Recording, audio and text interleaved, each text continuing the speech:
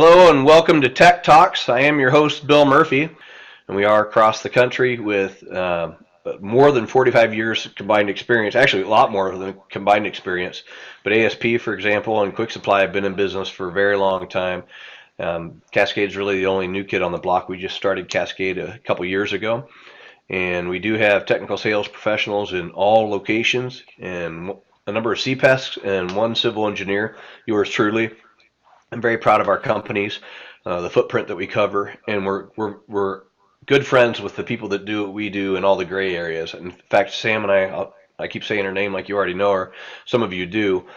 We talked yesterday in anticipation of this, and we often get project leads in some of those other areas that we hand over to the manufacturers, like Presto, or to our friends who do what we do. We have a really good working relationship, so I'm proud of. We're going to focus on storm water solutions throughout this webinar series and erosion control solutions, but we do a lot of geosynthetics and hardscapes in some locations, geosynthetics in every location, and we have some re-veg solutions in some of our locations that are really strong. All of our companies and branches do erosion and sediment control, and I only touch on a few of those. Just to remind you, we are blessed to be considered essential. So the last 2 years we've been super busy, and we are very good at logistics. Having the 4 companies, we now have a corporate office that keeps everybody in touch on inventory, accounting. We're still family owned. We're still a small business, but we run lean and mean between our companies and branches. In fact, I've joined the parade of even delivering products between one company and another state to each other.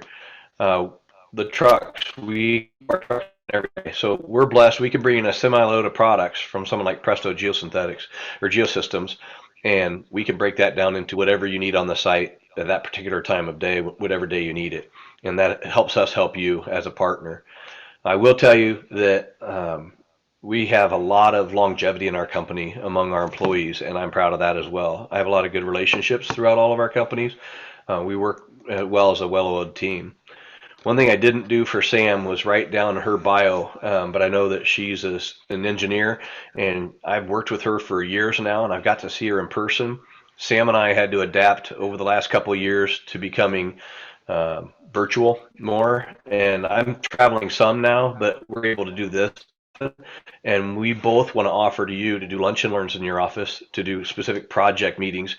There's Sam waving at us. And I'm going to hand over the controls to Sam. Hello, everyone. Hope you're all doing well, having a good day so far. We are going to kind of go quickly today because I have a lot to cover and I do want to be respectful of your time. So we are going to give just a quick introduction and overview to Presto Geosystems, which is my company, and the types of products and services that we can offer to you. So my name is Sam Justice. I'm a licensed professional engineer, and I do have degrees from the University of Michigan and Michigan Tech University. So I've got quite a bit of experience with a number of different construction and geosynthetic projects. And then I've been with Presto Geosystems for 4 years now. And I've sort of been the lead technical and project specific support person. So if you do have questions about any of our products, how it can be used on site, or even just some more general technical questions, I'm going to be a great resource for you for that. So it's a little bit about me. And obviously, if you have any questions, I'm here. So just a little bit of background about Presto Geosystems is that we actually started working with the U.S. Army Corps of Engineers back in the 1970s to develop the geocell technology. And that's something that we're going to cover today if you haven't heard of it. So we started out with them, and then we transitioned into our own independent company, and we've been innovating and leading the geosynthetic market ever since. And our products have been used in over 200 countries and in every state around the U.S.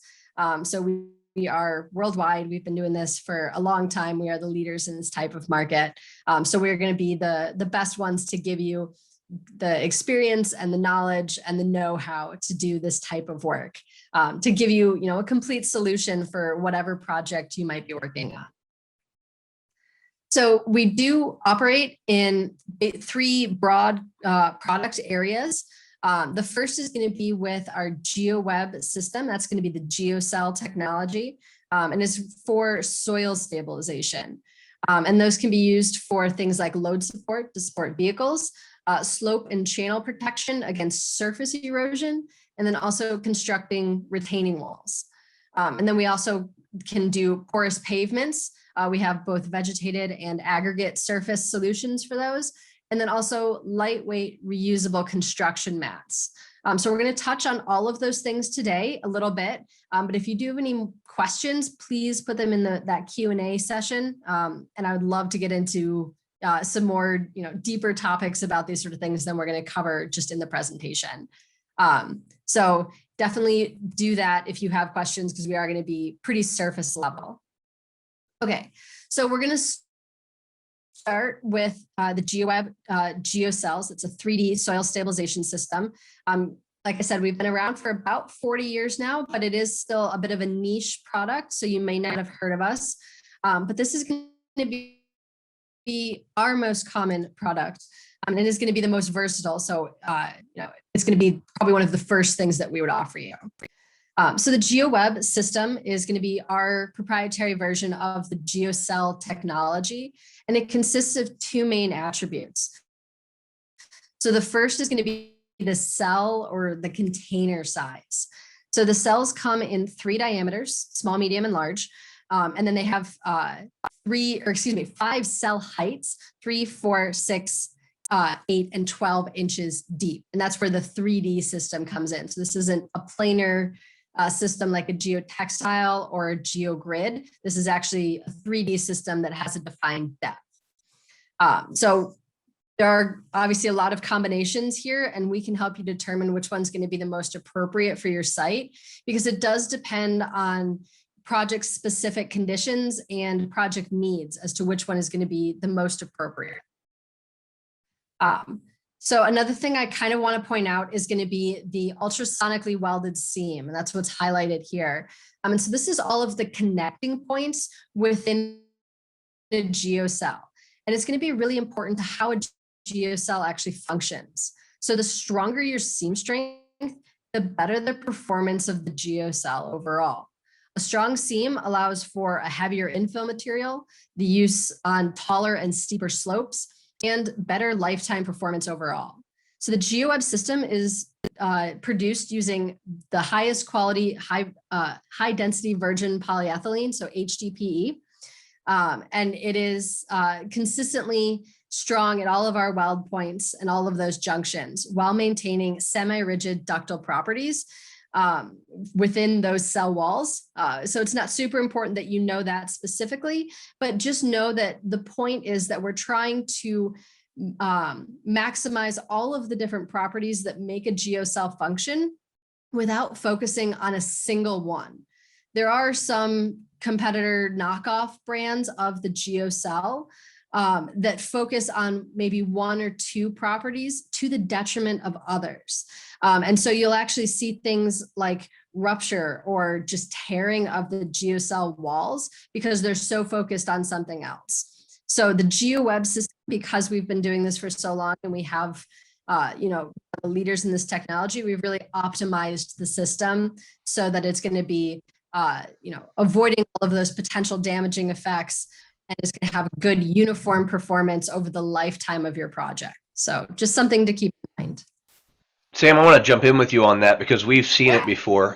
That's where the importance of good specifications matter. Specifying Presto Geoweb by name, because just because other products might look alike it, there are some other countries around the world that are reverse engineering a whole bunch of these innovative products, and they're not functioning the same at all. There's a lot of failures that look bad on the engineer, the contractor, and the city or whoever puts it in. So thank you for mentioning that.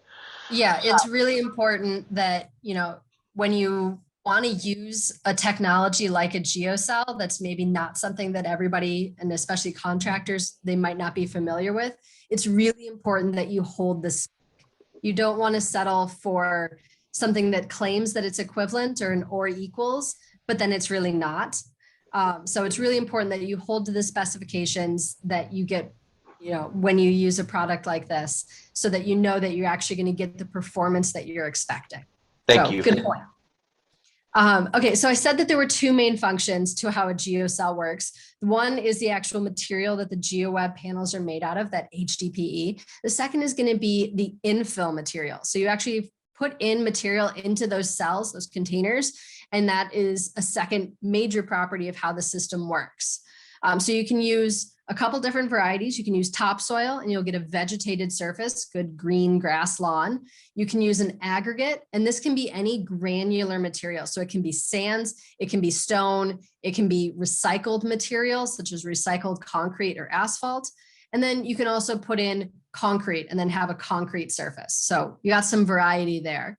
And one of the best things about the Geoweb system is the fact that you can use salvaged or site one materials. So you don't need, specific gradations. You don't need engineered stone to do this like you would for maybe a geogrid. You can actually just use whatever material you had on site. If you'd done any excavating, if you'd had cut slope or anything like that, you can actually use those materials as your infill, even if they're poor quality. So if you've got, something that has a really low friction angle, that's fine. If you've got, a very strange gradation, if it's like gap graded or something, that's fine. Anything like that, it's actually okay to use in the Geoweb system where it normally wouldn't be. So it can be a good cost savings where you don't need to buy extra material, you don't need to truck it in, that sort of thing. So Sam, just something to keep in mind. Yeah. thank you I hate interrupting you. We're supposed to do this new format like you and I are sitting together in a room, but you and I talked yesterday and you mentioned that you can even use like recycled asphalt, right? Or concrete. And Absolutely. some communities give LEED credits. They really consider that more green versus hauling away all that stuff and then spending a huge carbon footprint and damage to streets for hauling in a different aggregate. Yeah, so that's a great point. And that's something that we can help you determine actually is what the CO2 reduction would be in using the Geoweb system because you are not hauling in new material. So if you are, replacing a road, and so you've got to mill up your old asphalt road, keep all of those millings and then reuse them in the Geoweb system. You're not having to truck it off site. You're not having to bring new material in. It's all really great stuff environmentally. You can get LEED credits. And yeah, you're saving on CO2 reduction, all of that good stuff. So there's a lot of benefits to using this type of system that are, I don't want to say secondary, but maybe that you don't think of at first glance, but you wouldn't be able to get if you used another type of solution.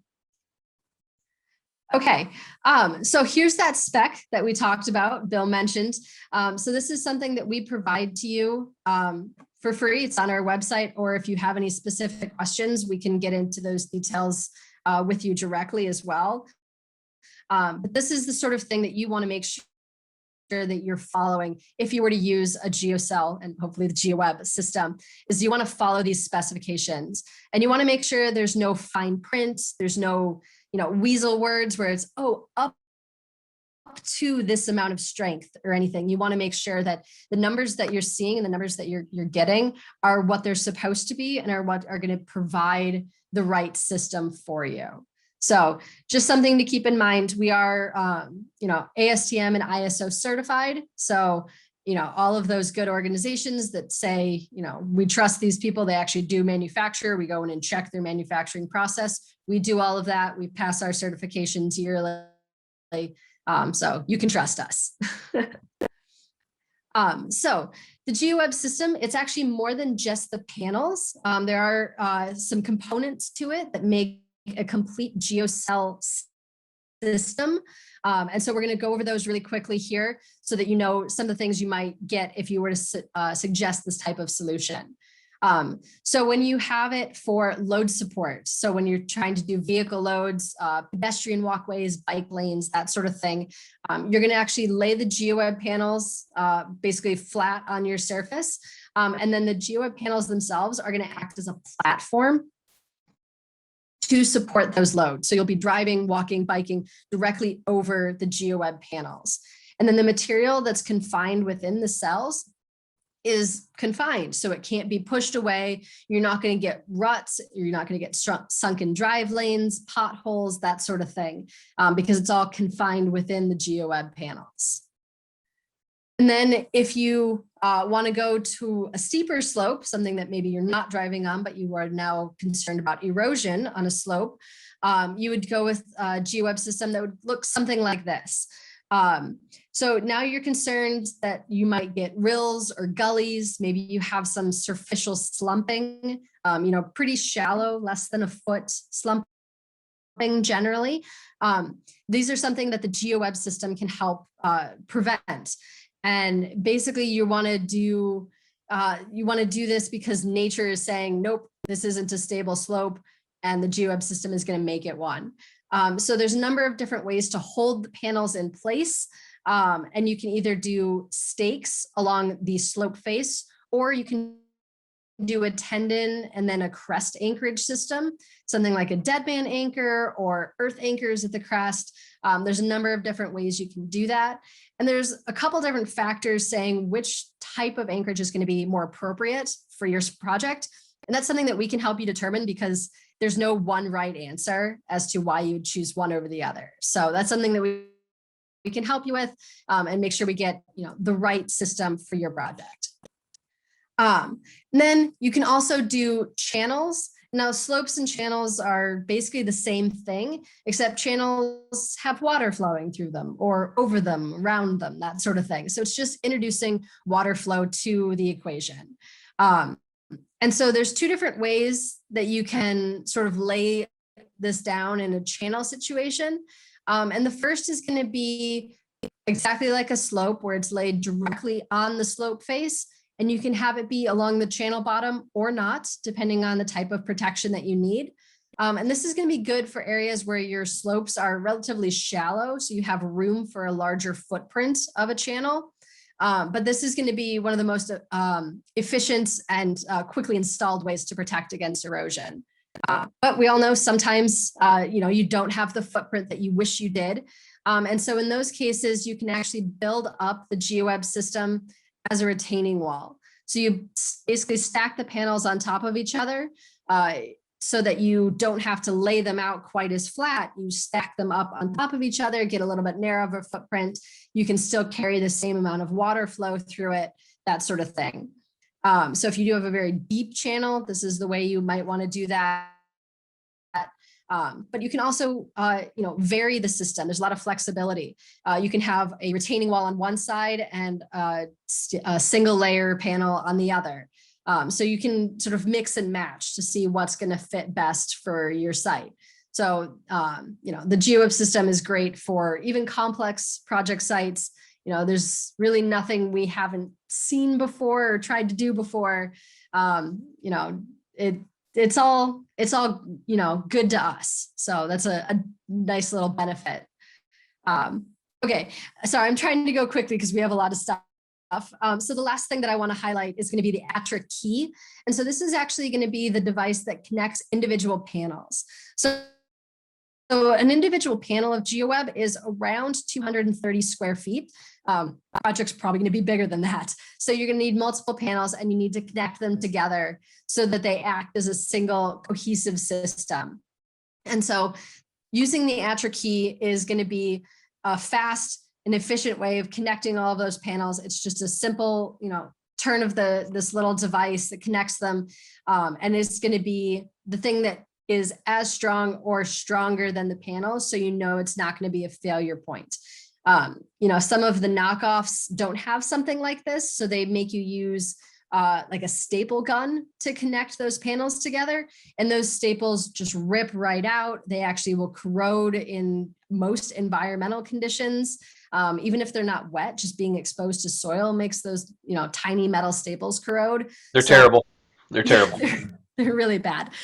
So you're actually not going to have long-term protection if you were to use staples. So the Attrik Key is made of the same Hdpe as the panels are. So it's going to last the lifetime of your project. So it's definitely another thing to keep in mind if you were going to switch to an or equals. The Attrik Key only works for the Geoweb system, and it's the only way to hold these panels together for the long term. Some other things, we do have an Hdpe stake. So I mentioned you could do stake anchorage along the slope face to hold the panels in place. Sometimes you need to have an HDPE system rather than a metal stake, especially if you are in a corrosive environment. If you've got really high alkaline or acidic soils, that can actually be damaging to metal stakes. Having an HDPE stake is just a little extra precaution to make sure that nothing is going to degrade before the lifetime of your project is over. And then I did mention the other way to hold the Geoweb to a slope is with a tendon system. And so tendons are usually polyester ropes, basically, that you string through the Geoweb panels. You can see that in the photo here. And you use these Attrik tendon clips to hold and transfer the load between the tendon and then the actual Geoweb panel. If you didn't have these, then nothing is connecting the panel and the tendons, and you're not actually getting any support.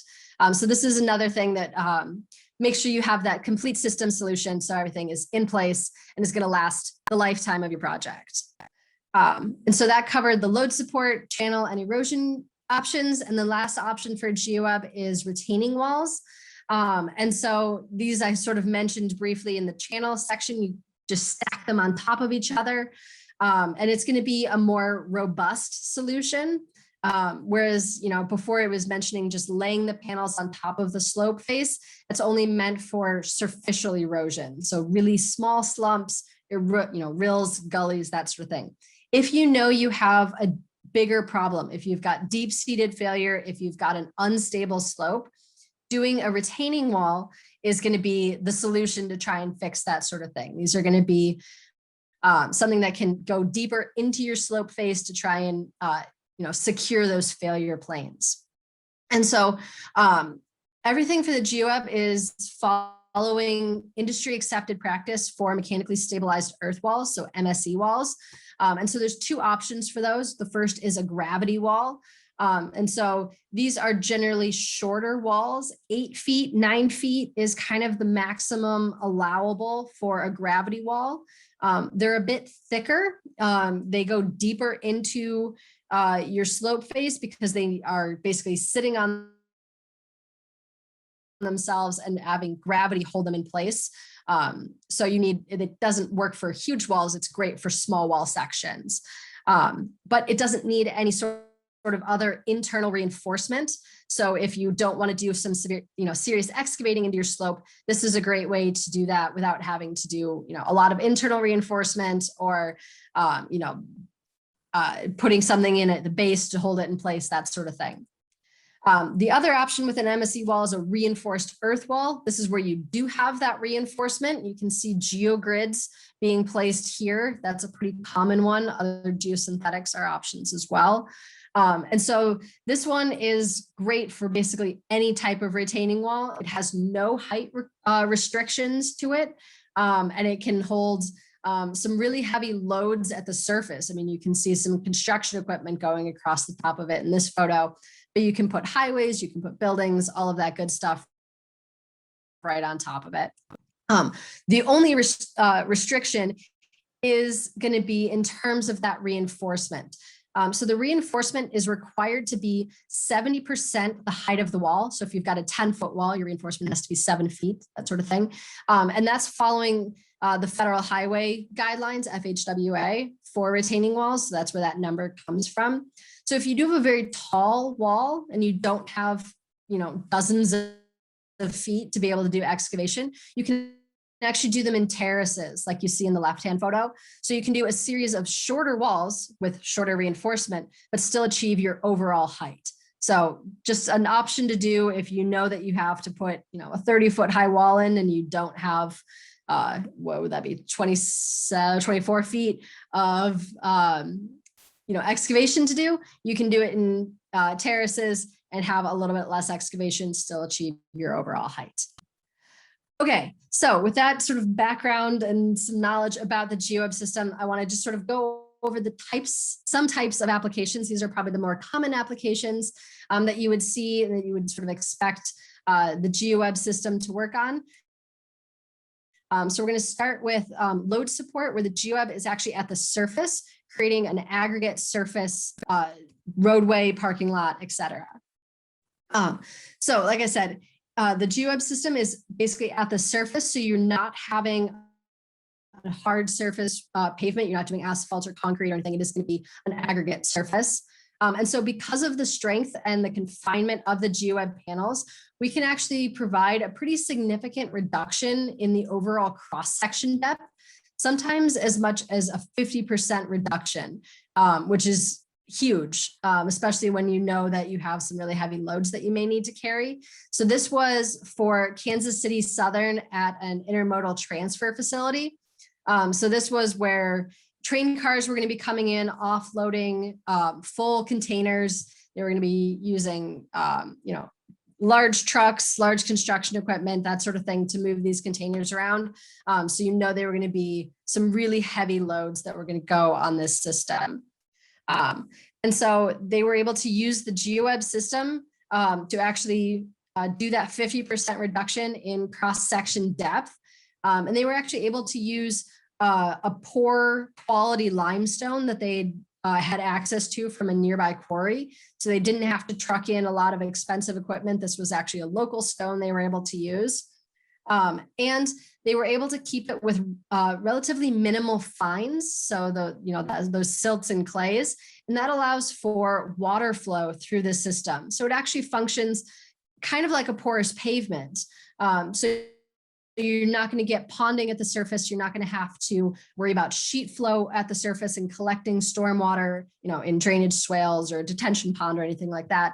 The water can actually infiltrate through the Geoweb system and into the groundwater system, at the point of contact. So that's a great little benefit to using an aggregate surface rather than wanting to go with a traditional pavement. And then this photo just to show, the infilling process. You can actually drive on the Geoweb system once a cell is filled. You don't need to fill the entire panel. And so that's what you can see here. They're just coming in and dumping piles of stone right up to the edge. And then you can either push the stone in or hand rake it in, however it works, to fill in those Geoweb cells and immediately start driving on them. So that's a great thing for contractors and for construction sequencing, that you don't need to lay out the entire Geoweb system and fill it in, carefully before you start using it. It's immediately ready to go. And so you can see what the system looks like here. They were actually decided to use a asphalt tack coat over the top. And this was just something they decided to use as a little bit of extra protection against movement of that stone due to those really heavy vehicle loads. It does take away that porous pavement aspect I just mentioned, but it gives you a little bit more security that no stone is going to get picked up by accidental contact. If you were to put a container down poorly and a corner digs in, you might dig out a little bit of stone that way. You put a tack coat down, that's not going to happen anymore. So again, just the flexibility and the type of things that you can do to really customize this to your site and make sure it's going to perform in the way that you need it to. So this is, we say it's a one size fits all because there's so many options to it. We're not just giving you something and saying, here, this will probably work. This is actually going to work for you. So we've had a lot of successful experience with it. Just as a time check, it's about 1:03, just so we're a little bit past halfway, but you're doing great. Thanks, Sam. Oh gosh. Okay. I will go a little bit faster. You're doing great. So I just wanted to give a quick sort of visualization of how the reduction can happen in that overall cross section. So this was for an access road for Dow at one of their facilities. But basically for 1 million lifetime passes, you can see the unconfined, unreinforced system in blue at the top was going to be 3¼ feet thick, which is crazy thick. And then with the Geoweb system, they were able to take 2 feet off of that total thickness, bring it down to 1¼ feet for those 1 million lifetime passes. So just think about the savings in terms of the amount that you have to bring in and install. You're going to make your contractors a lot happier if you're able to do this. Okay, so you can also put the Geoweb system under pavement, under asphalt or under concrete. So if you do have really soft subgrades, if you are worried about, settlement, especially differential settlement, using the Geoweb system underneath your surface is going to be a great solution. And so this can be used either in place of or in conjunction with, a traditional aggregate layer underneath. And it's going to help bridge those soft soils, and it's going to create a good working pad for your asphalt or your concrete surface. And you're not going to get that differential settlement that leads to, potholes or ruts, that sort of thing. And again, you're going to get that thinner cross section with the Geoweb system. You're not going to need quite as thick of a base. And it's going to be really good if you need to go around things like shallow utilities or anything like that. So just lots of good options there. And you can use all of your standard equipment on top of the Geoweb system. You don't need any special equipment to lay asphalt or to pour concrete, anything like that. Once you've filled it in with your aggregate material, bring in your standard asphalt layer, immediately start paving right on top of it. So it's going to be quick, it's going to be efficient, it's not going to disrupt anybody's normal routine. You don't need any special training or special contractors to come on site. Your normal crews are going to be more than sufficient. And it's a really simple system to learn to put in, even if it looks kind of complicated right away. And you can always request Bill or one of his friends to come out and do a quick demo on site to make sure everybody is comfortable with the system. So again, just a little bit of extra, we're here to help you, not just sell something. We love doing pre-con meetings. It's been really helpful. Heads off trouble up front. We even do pre-bid meetings for contractors that come into unique projects they haven't installed yet, so they can bid it more accurately. Yeah. And so this is just, again, showing you can have that good reduction of your base. And again, you can use those poor quality or, salvaged materials. And this is where if you are putting in a new asphalt road, mill up your old asphalt, save it, and use that as your infill material for the Geoweb system. So definitely don't bother buying more material if you've got recycled asphalt or concrete already on site. Feel free to reuse that. It's going to work great.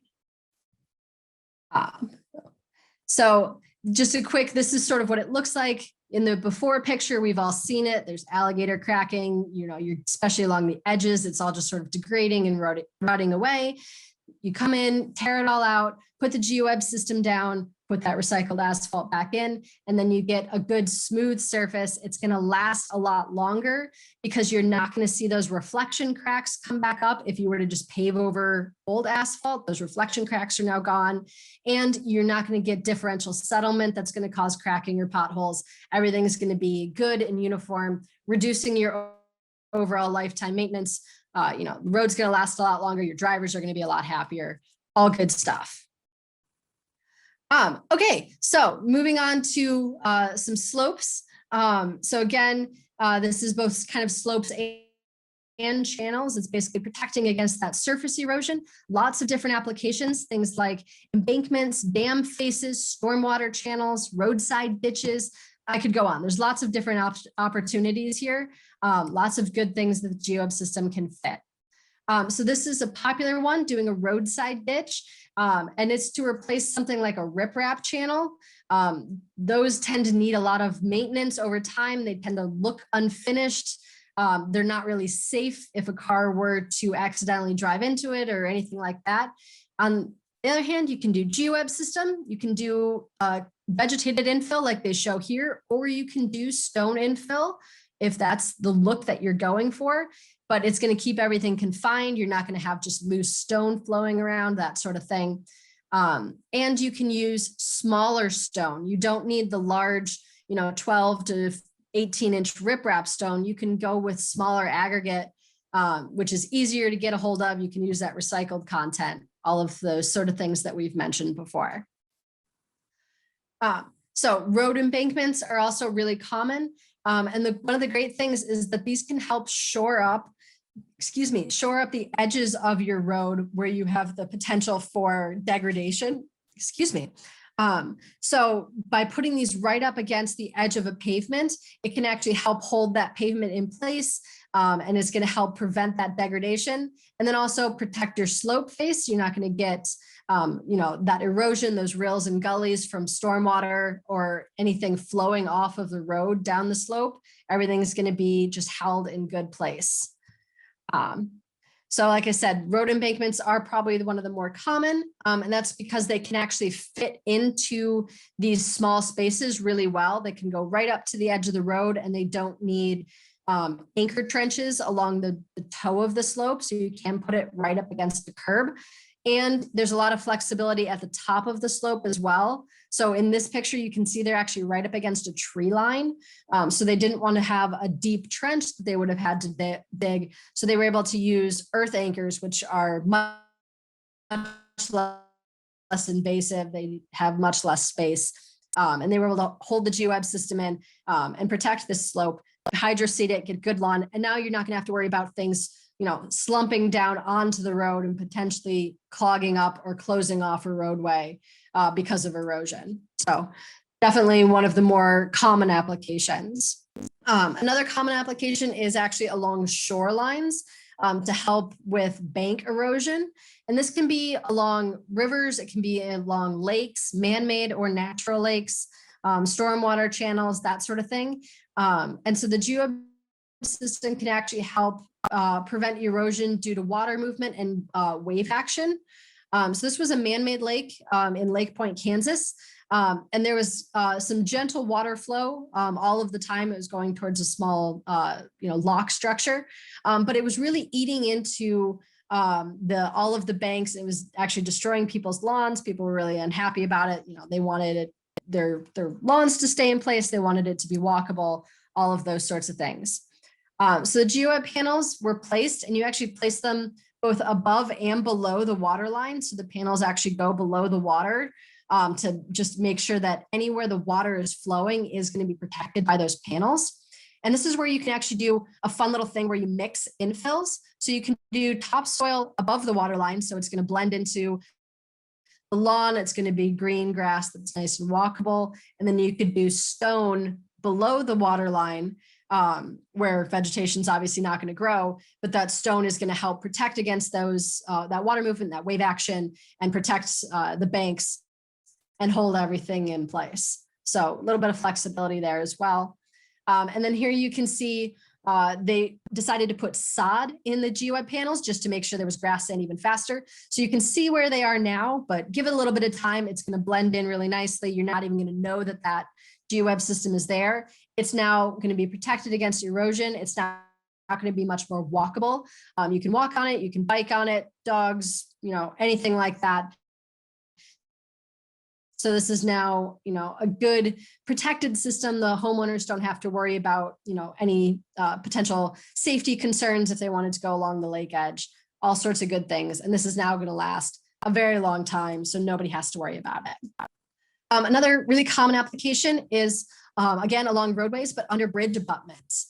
And so you want to protect the soil underneath bridge abutments. Obviously, this is one of the more fragile areas of a roadway. You want to really make sure that this is going to stay in place.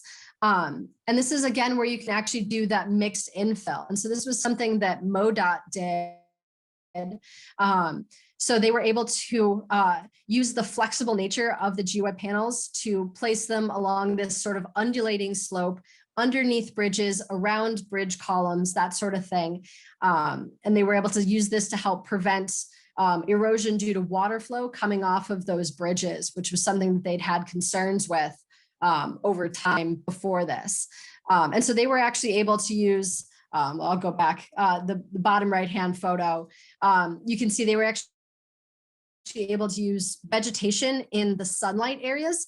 And then underneath the bridges, they actually used aggregate because they were not concerned that vegetation wasn't going to grow underneath the bridges because there was no sun. They didn't want to have to deal with, exposed soil. So they actually used stone in that case. So a great way to mix infills.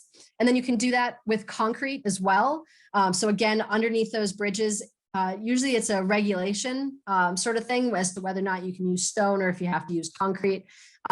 So sort of, checking your local area sort of thing. But again, the point is you can have that mixed infill. You can still have the vegetation in the sunlight areas, make it look a little nicer, look a little greener, and then still have your protected areas directly underneath your bridges.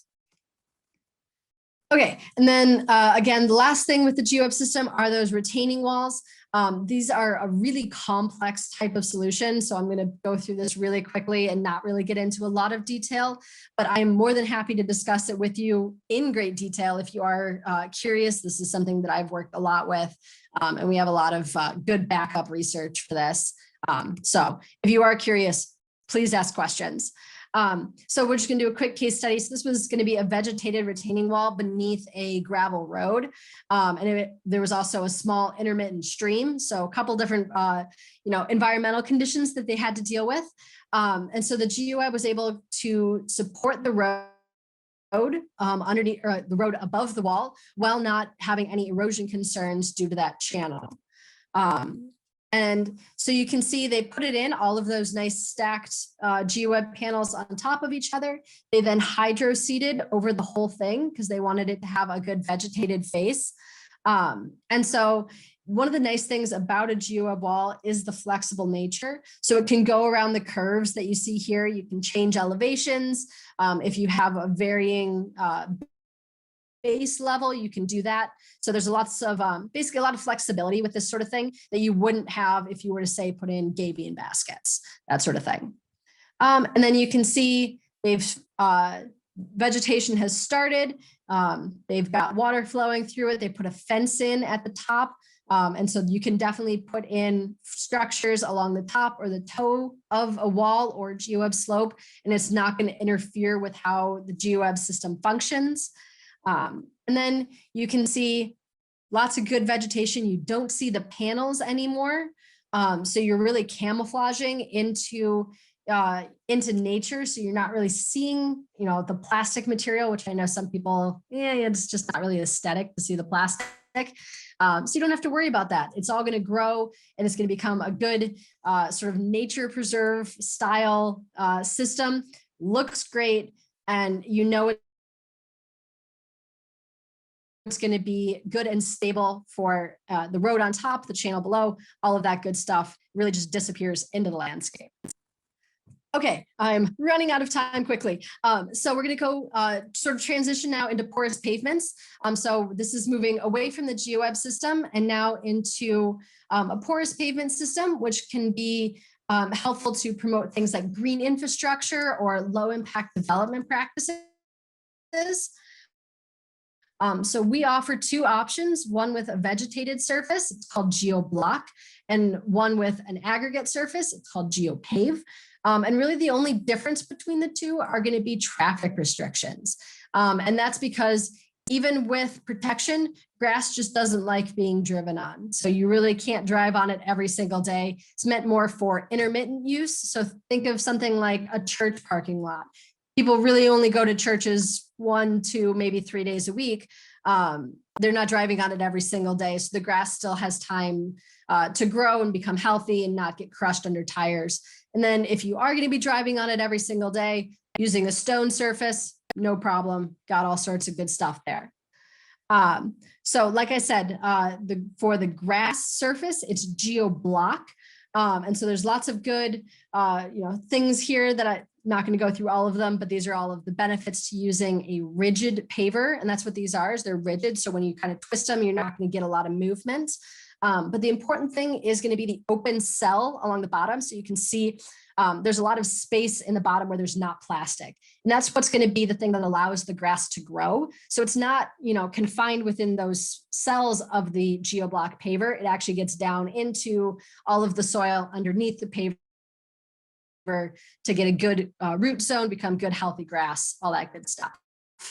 And then you have Geopave, which I understand all of our products start with the word geo. And so it can be kind of confusing if you aren't familiar with them. So come to me, go to Bill, we can make sure you're on the right track with which geo product you're looking at. But so for the stone surface porous pavement is Geopave. And this has this sort of mesh bottom. So rather than that big open area that you need for grass, when you have stone, you actually want this mesh to prevent the stone from getting underneath. You don't want the stone to get underneath because that's going to cause uplift. It's going to cause damage to the panels, and it's going to, make your surface look really wonky and do everything you don't want it to do. So by having this mesh, which is actually integrated into the paver, it's not a secondary thing. You're holding all of that stone in place, and you're preventing that failure mechanism that's probably one of the most common with some competitor types of porous pavements. So the point of porous pavements obviously is water infiltration. So you really want the water to be able to flow through quickly. And with both of our products, Geopave, which is the aggregate, and Geoblock, which is the vegetated, it allows water to flow through because it's confining either the stone or the soil, but it's not compacting it. So you're leaving those void spaces, you're leaving room for water to flow through while still supporting your vehicle loads. And really because you're driving on the rigid pavers, you're not driving on the stone, you're not driving on the soil, you're driving on these rigid plastic pavers, which are going to support your vehicle loads, not compacting your stone or your soil. So you still get that really good stormwater infiltration. And they can integrate really nicely. One of the most common applications we see is actually parking lot extensions. And so a lot of people are running into issues where they're not allowed to increase the amount of hard surface or impervious surfaces on their sites. So if you have a parking lot that's all asphalt, but you want to expand and put in 30 new spots, you can't actually pour any more asphalt. Doing a porous pavement is a great way to expand that parking lot, allow for that water infiltration. And our products are actually capable of butting right up against that asphalt, as you can see here, and then accepting that sheet flow off of the asphalt into the porous pavement and going into infiltration. So you don't need to worry about stormwater infrastructure such as detention ponds or swales. So you're not losing valuable site space to that sort of infrastructure. You're putting it all into a nice porous pavement parking lot. And they are capable of supporting really heavy vehicle loads. So they're actually great for emergency access vehicles. Think fire trucks, ambulances, anything like that. They're all capable of supporting up to AASHTO H20 loading. So basically anything that can go on a highway can drive on our products. So this is a great way with the Geoblock system to sort of camouflage that this is an emergency access way into this campus area, but it's still got, a nice green lawn. You can walk on it, all that sort of stuff. But you can also say this is where our fire trucks can come through. So just a nice little benefit to say, we don't have to make an ugly looking, roadway. We can use something that looks a little nicer. So quick case study. This was at the Citadel in South Carolina. This was for a parking lot extension, like I mentioned, but they really wanted that low maintenance, low environmental impact solution. And they didn't want to give up space to stormwater infrastructure. They wanted, natural infiltration through a porous pavement. So they used the Geopave system, which you can see going in here. So it's a really thin system, usually is only 2, maybe 4 inches deep. So you're not having a really thick cross section, which is a good benefit. And then you can just put these in whatever configuration you need them to be. And then you would fill them in with stone. Again, you can start driving on them right away. And because you're driving on the plastic, not the stone, you don't actually need to infill them before you start driving on them. So just a little heads up for construction sequencing, if that's a concern. But basically, you're just filling them in with stone. You can either push them in, rake them in, whatever works for your given site. And then again, using, an open graded aggregate stone where you're not going to get compaction under those vehicle tires allows for that water infiltration. And again, you can collect stormwater runoff from hard surface pavements that are adjacent to you. So a lot of good benefits there. And you can also put in things like curb stops or signage, light posts, that sort of thing. You can put all that infrastructure that you need in there.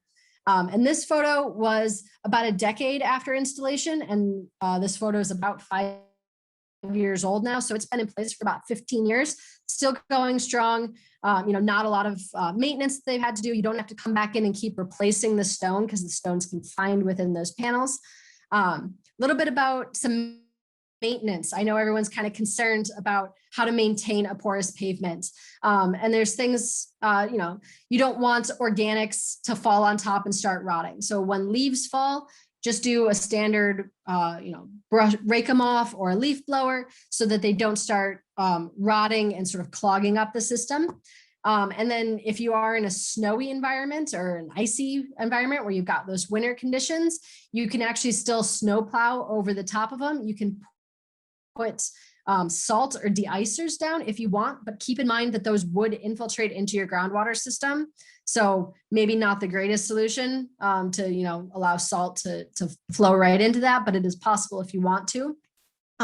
So if you have any maintenance concerns about the porous pavements, we can definitely answer those questions as well. Then quick case study for the GeoBlock system, that vegetated one. So this was actually up in Michigan for the Nottapawasee Huron band of the Potawatomi tribe. So they wanted to bring in an area where they could bring in trailers, trucks, some more heavy vehicles, and it was going to be one where they would do lots of turning and having heavy structures, so they needed to be able to support it. But they also wanted still that natural look because this was going to be a lawn area that they were going to be on. And they also needed it to be fully walkable. And all of our products are capable of ADA compliance, so they can be used with wheelchairs, crutches, particularly high heels, anything like that. You can walk over all of these, all of our different products and the structures that they create. So again, this is going to be a really thin cross section, but you just fill in with soil, or you can fill in with sod. So if you want that grass right away, put in sod instead of soil. Either way, you can then let it grow, get a beautiful looking lawn. You can drive on it, you can turn on it, you can have heavy trailers, you can do snowmobiles, anything like that. And maintenance for this is super easy. It's just grass, so mow it like a lawn. There's no danger of a lawnmower interacting with the panels or causing damage. So, nothing special there. No special landscaping requirements. Okay, last thing going through really quick are construction mats. So these are going to be alternatives to things like timber matting, where they are meant to be portable and temporary, where you just use them for basically construction access and construction needs. So they do provide turf protection over lawns, and then they also can provide, solid dry work surfaces. So if you're in a kind of a mucky area, this is a great way to provide a surface for storage or for people to walk on, that sort of thing. And they can support both wheeled and tracked equipment, and then also support structures like you see underneath the semi. It's got its little support leg, also works really well on these systems. But basically, you can see significant rutting at this site, really not drivable at all. You were really just going to tear this site apart, drive up onto the GeoTerra. So again, Geo name, but the GeoTerra mats, and it's going to support those vehicle loads without causing that rutting. It's not going to cause significant damage to your lawn. And so you're also not really disturbing the root zone of this grass. So the grass is going to grow back a lot faster rather than having to come back, fill in all of these ruts, reseed, wait a whole season, that sort of thing. So quick example of how it works. This was out in Denver for their parks department. They were putting up a series of new light poles. So they used the GeoTerra GTO mats as sort of a drive lane for the concrete vehicles and for the cranes to put up the light poles. And so you can see really heavy vehicles driving on this without tearing into really into the ground at all, not having any issues. It can also create a little bit of a work surface that people can work off of when they're doing something like augering, which is actually kind of a lot more intensive than one might think. puts a lot of stress on the ground around it and around where the vehicles are. So some pretty intensive equipment driving on these mats, and there's no real concern with that. And the point is that they are portable, really easily. Somebody can pick up a number of these by hand. They're not heavy. They connect and disconnect pretty easily. You can reuse them. So feel free to pick them up and bring them to another portion of your site or another project entirely. They don't need any infill material, so you're not bringing in aggregate or anything. So this is replacing like a temporary aggregate road. You don't need something like a crane to lift heavy timber matting, anything like that. So you're definitely saving on time, costs, restoration costs, all that good stuff. Okay, how are we doing on time? I have no time, but I'm at the end. So just a quick summary. We've got the Geoweb Geo Cell. This is our most flexible, kind of it fits anything. You've got load support, erosion protection, and retaining walls. You can do porous pavements, both vegetated and aggregate surfaces. And then you also have construction mats, good, lightweight, reusable. We do have some, all of our research and all of our backing to how all of our stuff works. We are happy to provide this for you. And this kind of goes back to that specification thing. You really want to hold your spec. You want to trust that the materials that you're using are going to work the way they say they will. We are willing to prove that. We're willing to prove that under every condition in a way that none of our competitors are. So that's why you should trust us and use us. But we have all of this information that you are free to have at any time if you do have questions. And then a quick plug for myself and the rest of the engineering team here at Presto. We do free project design evaluations. I mentioned a bunch of times in here, lots of options, so many different things to choose from. We'll help you decide. And this is how. So basically, you can either come directly to us, or you can go through our website, or you can go through Bill and say, here's their project. What do we need? What's the best solution? And you give us all of your information, and then we'll run all of the numbers. We'll create CAD details for you. We'll give you all of that background information, specifications that say this is going to be the best solution for your specific project. This isn't just something we're throwing out there. Hey, use this product. This is the best thing for this job. And it's something that, I'll be able to help you all the way through. I'm not just selling you something. If you have questions before you want to buy it, before you want to use it, after you've bought it, how to install it, anything like that, we're here to help. So that's my show. Here's my contact info. I hope I was able to teach you something and didn't lose you, because I know I went through quickly. But then I know there's one last slide here, and I'll give it back to Bill. Well, I think you did awesome. I'm going to give you an applause, because a lot of times with a webinar, the hard thing is we don't get feedback, right? Like, we're not looking at people, we're not hearing them, so we really have no idea. So that's awesome. So let me get rid of the remote control here. Thank you, Sam. You did awesome, man. See, you're a rock star. That's why I was hoping you'd do this. We're going to keep on here. So, Sam, if you have a water or anything, you get off a drink. Let's go ahead and we'll let people leave if they have to leave, if they have a conflict. But I want to get to the Q&A, because your energy is awesome, and we might as well real time answer some of these. So we've got 6 Q&A questions, which I think is fantastic. Anybody who wants to stay on, you're going to learn more. We are recording this, and we will post this to our YouTube channel.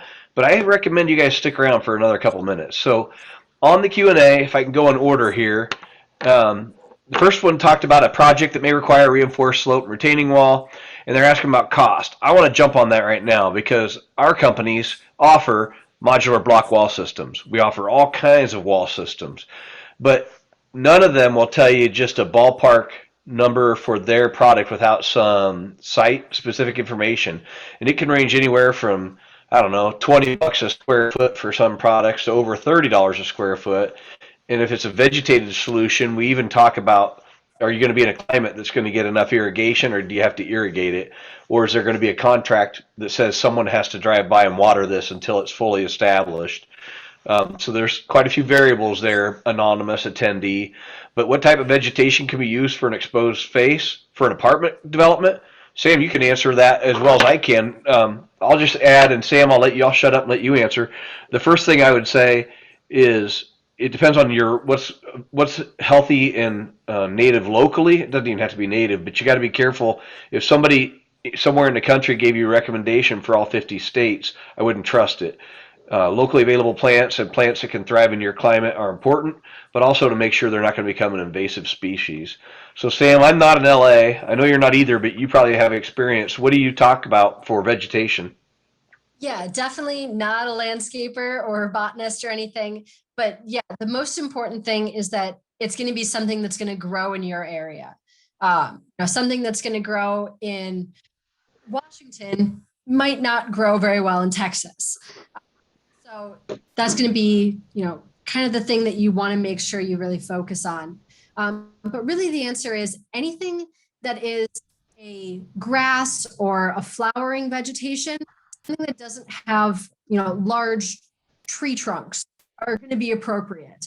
So you're not going to want to put an oak in the middle of here, but really grass, if you've got wildflowers, if you've got, some of those taller grasses, anything like that is going to be appropriate.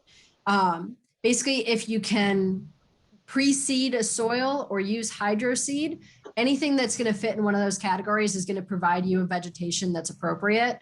And for something like an apartment building, you're probably going to want to go with, just a standard grass. You're not going to want anything too fancy. You're not going to want anything too, out there. But really with a vegetated retaining wall, it's not going to need a lot of maintenance in terms of long-term maintenance of that vegetation. You've got to get it to grow. So yeah, are you going to have the irrigation? Does someone need to go out and water it? That sort of thing. But you're not going to have to constantly go back and, reseed or, cut down the grass as long as you choose something that's appropriate to your area. Good, and we can help with that specific. And there's no obligation, folks. So to go back to the cost thing, even within our company, if you give us a little bit of project location, just in general, and you give us an idea of how tall and long the wall is and what your goals are, we're going to be able to help you with some options. A friend of mine named Ivo Lopez, he's in Iowa. He asked on the Geoweb Infill, do you want to avoid expansive clays for the durability of a Geoweb project? Yes. So you're not going to want to put um, silts or clays as your infill material. You are going to want to stick to granular materials such as coarse sands or stones or that recycled concrete or asphalt. You're not going to want the clay as the infill material. If you've got expansive clays as your subgrade or as your native soil on site, that's okay. And that's something that we can work with. It's going to be very project specific as to what your project needs are and what the clays are actually doing. If you've got a lot of heave or anything like that, so you don't have to get rid of expansive clays if they're native, but you can't use them as an infill material. There you go. That's good. And Chuck Dreesen, another regular attendee of our webinar series, asked, do you have standard details for facing the gravity and MSE walls? We do. So on our website, prestogeo.com, Yep. we actually have standard details for all of our different products and all of the different applications of the Geoweb system. So we do have those standard details for gravity and reinforced walls. We also can provide those on project specific bases. So if you do come to us and say, hey, I've got this project, it would look something like this. Here are some of the numbers. We can provide a more specific detail rather than just the standard generic detail. I love it. That's awesome. You guys are great about that. You give us so much support. You make us look good. And Leon asks, is that a geotextile beneath the Geopave in one of your pictures? Yes. So I'm sure you were talking about the case study at the Citadel in South Carolina. They chose to use a filter fabric underneath the Geopave system. And that was something that they chose to do for local regulations because they were in a potentially environmentally sensitive area. But we do typically recommend some sort of geotextile underneath. Typically a lightweight non-woven, think 4 or 6 ounces is going to be sufficient. But again, it can depend on your project details. If you do have those expansive clays, you're not going to want a non-woven. You might need a woven geotextile for something like that. So that's something that we can give you recommendations on as well. And we talked about yesterday, you and I talked about maybe using a woven if we're going to put Geopave on top of an underground storage stormwater containment system like chambers or tanks. Yeah, so that's an application that we've definitely seen that I wasn't able to touch on today. But if you know that you want to do a lot of underground storage and you get those big chambers or you have some sort of tank system underground, you can put the Geopave system. So that's the aggregate surface porous pavement. You can put the Geopave system on top of that. And so that's going to support your vehicle loads while reducing the stresses on your subgrade soil and therefore on those tank systems, which is usually required, especially if you can have heavy vehicle loads. And in that case, you would typically want to use a woven geotextile underneath the Geopave system. And this just makes sure that you're bridging any potential soft areas or gaps that might form because of those tanks, holding all of the stone in place, that sort of thing. So that's typically an application where we would recommend a woven geotextile over something else. Thanks, Sam. And then my friend Tom Fasinick. And for anybody on here from the Nebraska area, Tom Fasinick is our outside salesman. He's been with our company for a while in other roles, but Brian Williams retired last year, and we're excited to have Tom Fasinick as outside sales. He attends all of our webinars. He is a sponge for learning, and I look forward to you meeting him virtually someday, Sam. But Tom asks good questions. He said, do you always need a dead man anchor or tendons with slope applications, or does it depend on the steepness of the slope? So yeah, the answer is no. You don't always need tendons and crest anchorage. It is the steepness of the slope is one of the factors in determining what the best anchorage system is going to be. But you do have the option, usually on relatively shallow slopes, to do stake anchorage along the face of the slope, and therefore no tendons and no crest anchorage. It's very rare that you would need both stakes along the slope face and tendons. So it's kind of a one or the other. But so no, you don't always need that tendon and crest system. And steepness is going to be one of the driving factors in determining, do you need that crest anchorage or not? Thank you for answering that. Good job. He does ask good questions. And that's where we really encourage people to use you and me and your team. It's free and there's no obligation. We can give free project specific advice. The more information they give us and the earlier they involve us, the more help we can be, right, Sam? Absolutely. We face Like you said, and anytime you do have questions, even if it's a generic question, not about a specific project, happy to talk about it. Yeah, and I like this question from Kimberly because we all in our company had this concern until we saw them in action. But she's asking about the stacked GeoWeb walls. How is it possible that they become vegetated if what's showing out to the face is mostly HDPE? And what are the Yeah, limitations of so that? that's a great question. So yeah, when you're stacking them, you are seeing that the HDPE along the outer edge. But the way that it's working is that every stack that you do, you're actually sort of doing setback so that there's a space where there is no stack right above it. And that's where vegetation is going to grow out of. Putting the stacks on top of each other, you're filling them in with soil and then either hydroseeding or seeding, however you want to vegetate. And then vegetation is going to grow up through that. And then you're going to see vegetation grow in each of those small setback areas, so that it then camouflages all of the HDPE that is the GeoWeb panel, so you don't see that. And so that can be something that sort of influences the type of vegetation that you use.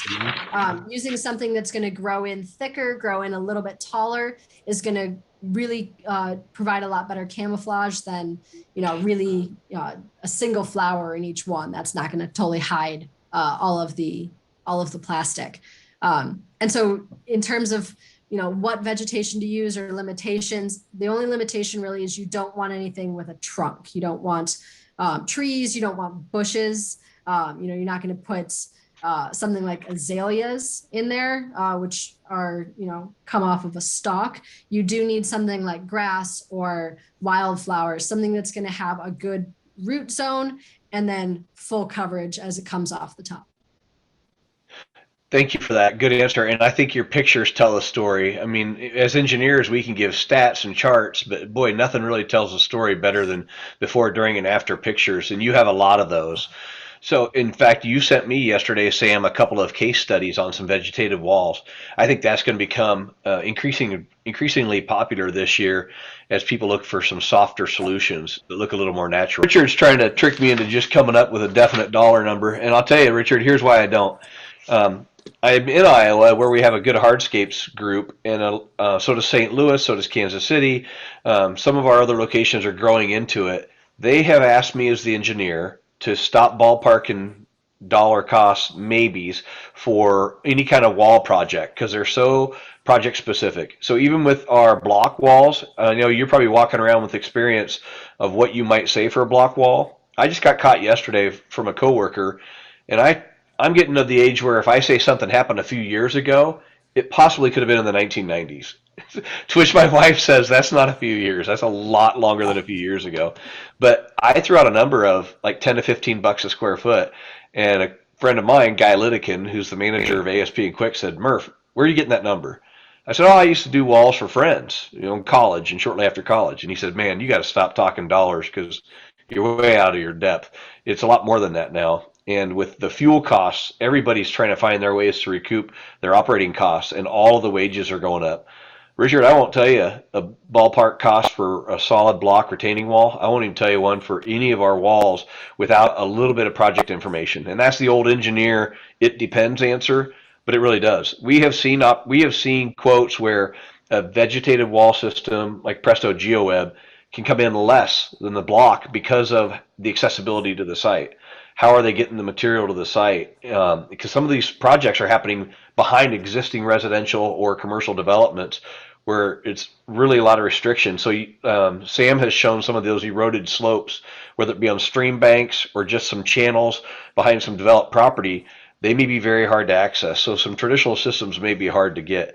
I'll tell you right now, we have had the vegetative walls come in less than the block walls, or vice versa, depending on the market too, is what contractors are bidding on this and what kind of work do they want to do. So Sam, how do you answer the wall cost question that I just tried to dodge from Richard? I dodge it as well. Good. But yeah, so a lot of it does depend. But I also like to say you have to kind of look at it a bit more holistically, and just, here's the material cost number up front. And part of it is, the Geoweb panels themselves might be slightly more expensive than something, not, I don't know prices of block walls specifically. The Geoweb panels might be more expensive, but you can use those on-site materials versus having to get engineered materials. So that can be a cost.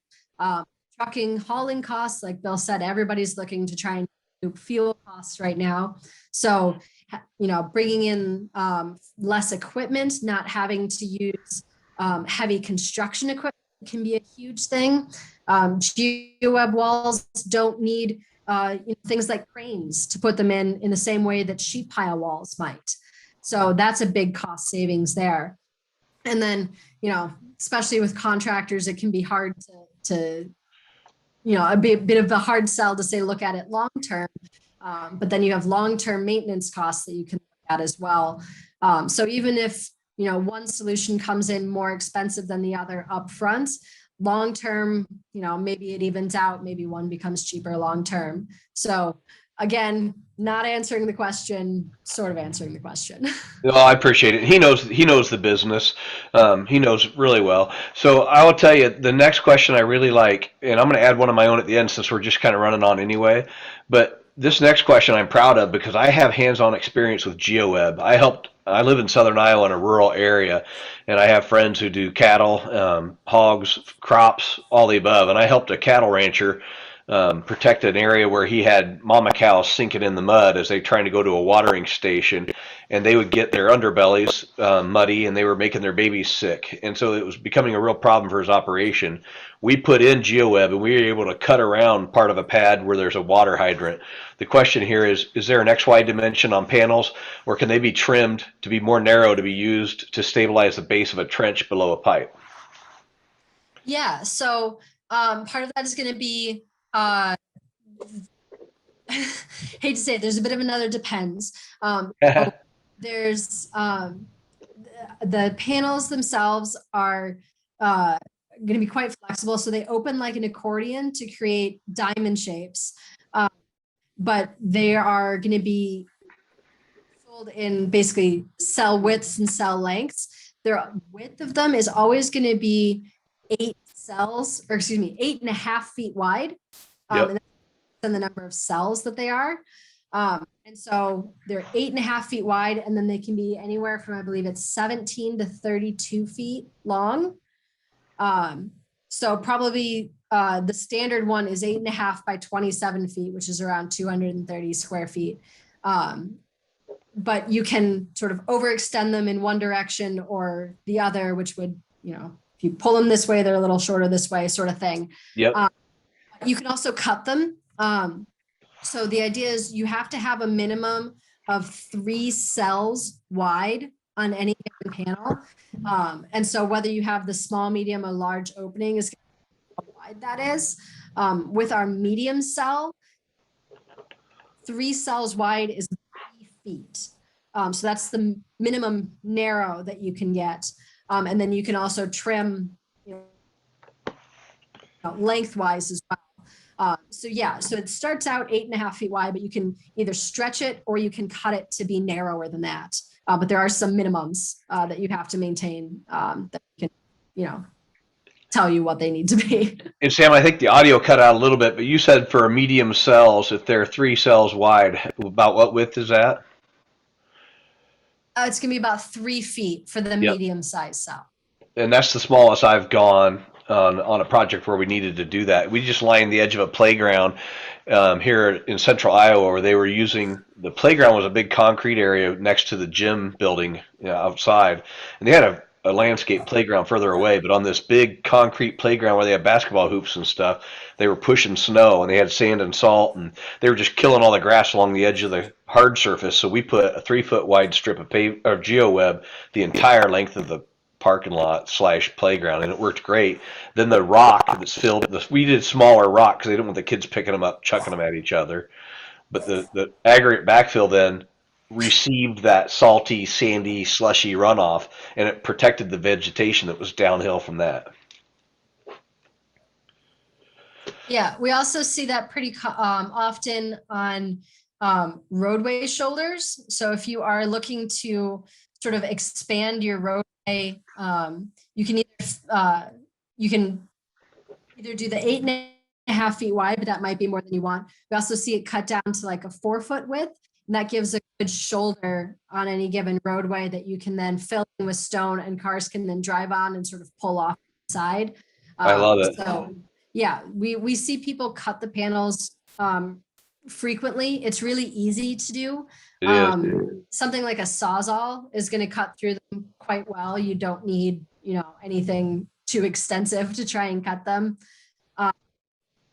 So we have some details, and we have some, expertise on how to cut those if you do have questions about that. But it's a very common thing to cut them.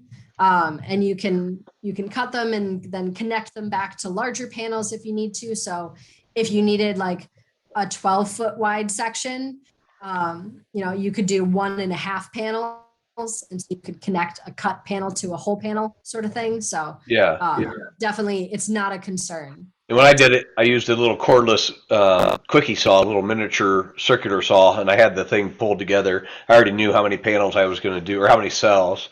I would just say you add extra anchors. For that particular project, we just used rebar anchors, and we got them deep enough into solid soil. But then we anchored around the cutout to make sure that nothing was stretching or flexing or moving.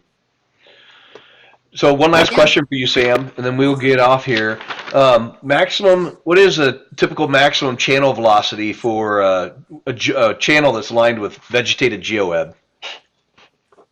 Oh, that's a great question. And, it's not something we touched on today, but it is something that we have a lot of research on, and it's kind of important. But so when you're having flow through the system, there is a maximum velocity that's allowable with the Geoweb system. And it's different for the different types of infill. If you vegetated system, which is, so if you have like a vegetated swale, your maximum velocity is going to be 18 feet per second. If you're doing an aggregate infill, so a stone or recycled concrete, asphalt, anything like that, the velocity is actually a bit slower. It's 11 feet per second. And then if you were to do concrete infill, there's essentially no maximum velocity. It can handle anything because it's concrete. It's not going to erode. But it's kind of interesting to think about vegetation can actually support a higher velocity than stone. But if you think about it in terms of, you know, a full lawn that has that nice, strong, interconnected root zone versus small individual stones, you can sort of see why it'd be a lower velocity for an aggregate infill. Absolutely. But we have those numbers available on our website, or we can give them to you directly if you need them later. But yeah, there are maximum velocities that you do need to follow. And if you get over that, we're going to recommend moving to a different type of infill. All right. Thank you. Sam, you know, I absolutely love working with you. Thanks for doing this. Any parting words? Absolutely. I'm happy to join. And yeah, please feel free to either contact myself or Bill or any of his, you know, wonderful team members. We are always happy to answer questions, to talk about projects. If you just want any details, just to sort of have them, you know, with you in case you're curious about this later. We have a lot of information on our website. We've got photos, we've got case studies, we've got instructional videos, all that good stuff. And I am always happy to talk about projects and see what people are doing and, you know, just get involved. I think it's a great thing to see just the flexibility and stuff. And so I hope you all have a wonderful day, and I hope to hear from you soon. Thank you, Sam. I appreciate you. Take care, everybody.